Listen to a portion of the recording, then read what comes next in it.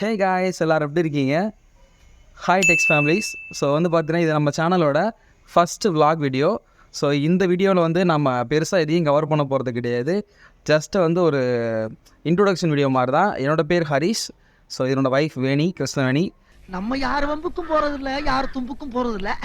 ஓகேவா, நாங்கள் 2 பேரும் சேர்ந்து தான் இந்த சேனல் ஆரம்பிச்சிருக்கோம். கண்டென்ட் எல்லாமே வந்து பார்த்தீங்கன்னா இனிமேல் தான் யோசிக்கணும்.